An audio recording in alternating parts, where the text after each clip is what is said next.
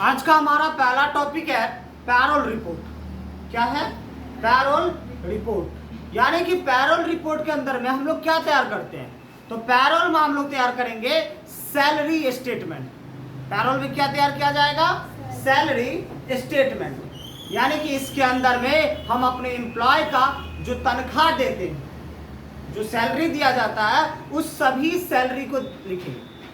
देखिएगा, जब सैलरी किसी भी आदमी को दिया जाता है तो सैलरी सिर्फ और सिर्फ एक रकम नहीं दिया जाता है, उसके साथ बहुत सारी सुविधाएं भी दी जाती है। दिया नहीं जाता है। अब जनरली देखा जाए तो सैलरी के साथ बोला जाता है रहने के लिए मकान दिया जाएगा। क्या दिया जाता है? मकान। अब मकान का कहां पे हम कैलकुलेशन करेंगे? तो मकान का भी कैलकुलेशन तो उसी के पैसा में आएगा ना।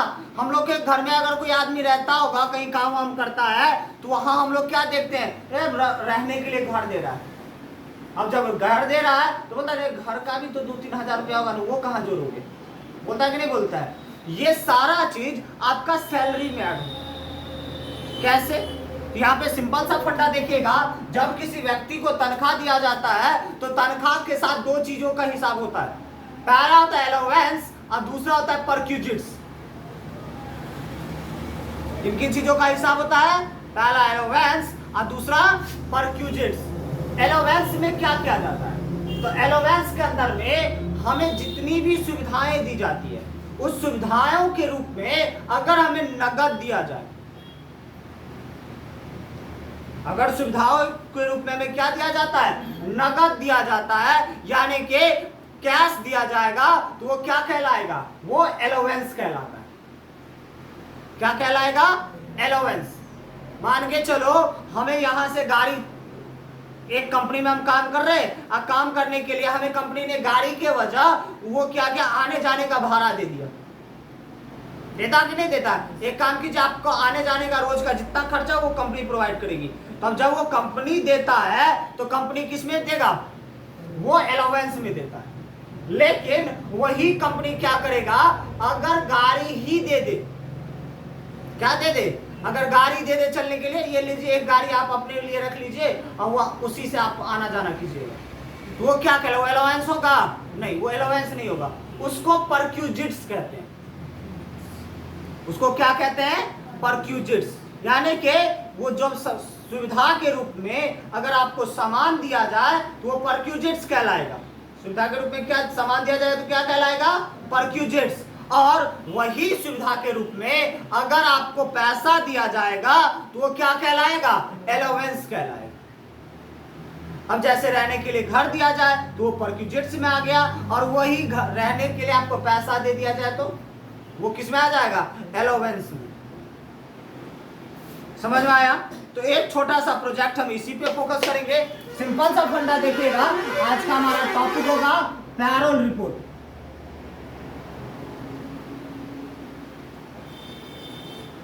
Payroll report. अब इस पैरोल रिपोर्ट के अंदर में हम लोग क्या निकालेंगे? तो इसमें सारा का सारा सैलरी स्टेटमेंट, यानी कि सबसे पहला employee ID, employee ID, employee name, उसका डेजिग्नेशन, डेजिग्नेशन के बाद यहां पे हमारा क्या आ जाएगा? बेसिक सैलरी, बेसिक सैलरी, उसके बाद HRA, DA, PA, gross salary,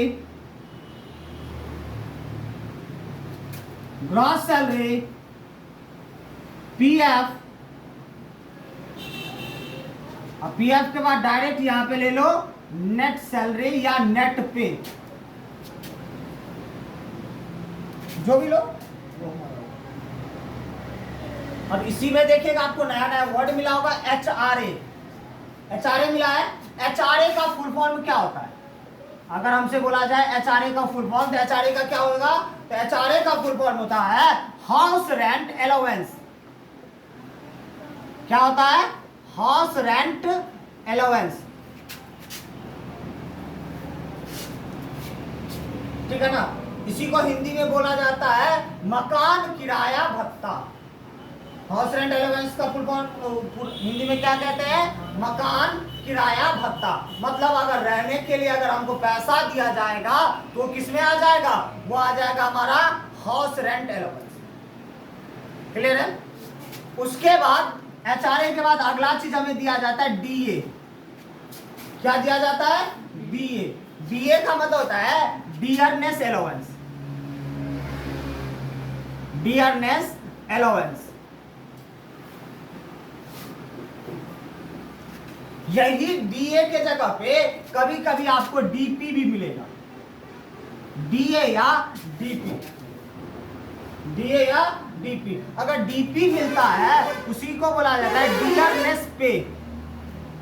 dearness पे।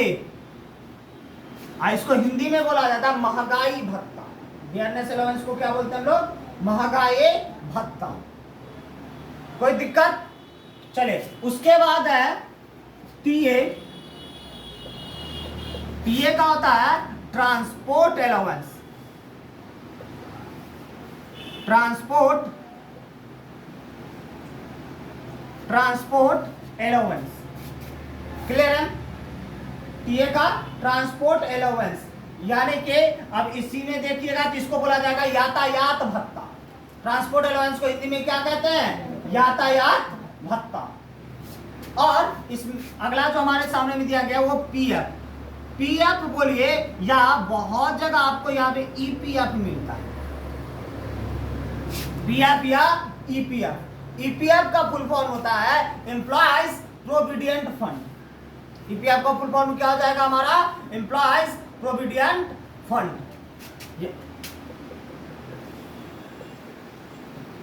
एम्प्लॉयज प्रोविडेंट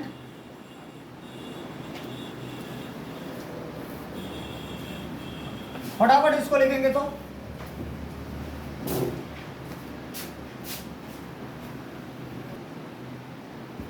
चलिए अब आगे देखिएगा।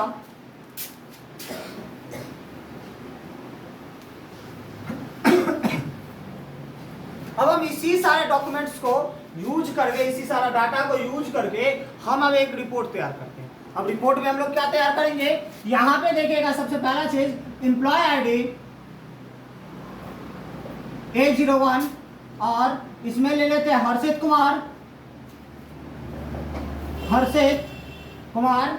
ये व्यक्ति जो है हमारे कंपनी में एमडी के पोस्ट पे। किस पोस्ट पे? एमडी, मैनेजिंग डायरेक्टर के पोस्ट पे। अब इसका जो सैलरी दिया गया, इसका बेसिक सैलरी दिया गया है 40,000 रुपया। बेसिक सैलरी कितना दे दिया? 40,000 रुपया। और बोला क्या गया? इस व्यक्ति को एचआरए 5% मिलेगा। एचआरए 5% दिया जाएगा, यानी कि इसका जितना सैलरी है, जितना तनख्वाह है, उसका कितना परसेंट? 5%। ठीक है। उसके बाद डीए जो दिया गया, डीए दिया गया 60%। डीए कितना परसेंट? 60%। समझ गए? उसके बाद टीए 6% और पीएफ जो दिया गया, वो पीएफ दिया गया इसको, इससे 11% काटा गया। पीएफ कितना परसेंट काटा गया? इससे 11% काट ले। पीएफ कटता है ना, इसीलिए पीएफ को डिडक्शन कहते हैं। पीएफ को क्या कहा जाता है? Deductible amount. पीएफ को डिडक्टेबल अमाउंट कहा जाता है। अब यहां पे देखिएगा एचआरए का कितना परसेंट दिया गया? 5%। तो 5% डायरेक्ट लिखेंगे? नहीं, डायरेक्ट नहीं लिखना है। अब यहां पे देखोगे कि ये 5% जो है वो लाइन से हम बाहर लिखे, साइड में लिखे। लिखे है ना? इस लाइन में लिखे, इस नाम वाले लाइन में, नाम वाले लाइन में नहीं लिखा गया। यानी कि हमें ये याद रखना है इस व्यक्ति का 5%, ये इस व्यक्ति का, या यहाँ पे जितना भी चार्ट बनेगा या जितने भी आदमियों का बनाएंगे, सबका एचआरए कितना परसेंट काटेंगे? 5%। ये हमारा बेसिक मोड पे है।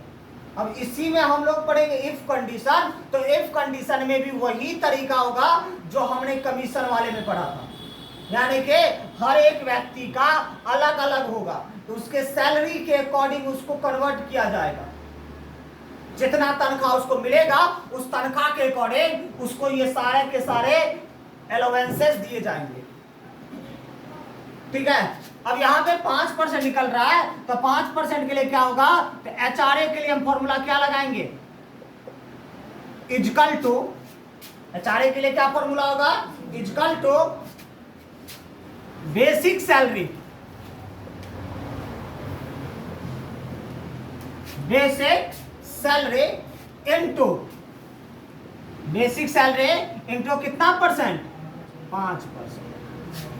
ये आपको अपने सिस्टम पे लिखना नहीं है, ठीक है, ये याद रखिएगा, जो ये 5% यहाँ लगेगा हर एक में, समझ गए, ये याद रखना है, जो यहाँ पे हमें क्या लगाना है, 5%, हर एक में 5%। फॉर्मूला कैसे हो जाएगा, बेसिक सैलरी इनटू 5%। HRA के बाद अगला क्या आ जाएगा हमारा, BA, BA के लिए क्या हो जाएगा, same formula, basic salary into कितना परसेंट, 60%, बेसिक सैलरी इनटू 60%। उसके बाद BA के बाद अगला क्या दिया गया है, TA, TA के लिए क्या कंडीशन लगेगा, तो TA के लिए कंडीशन हमारा लगेगा equal to same basic salary into कितना परसेंट, 6% है। उसके बाद अगला क्या दिया गया, ग्रॉस सैलरी, ग्रॉस सैलरी जब निकालेंगे,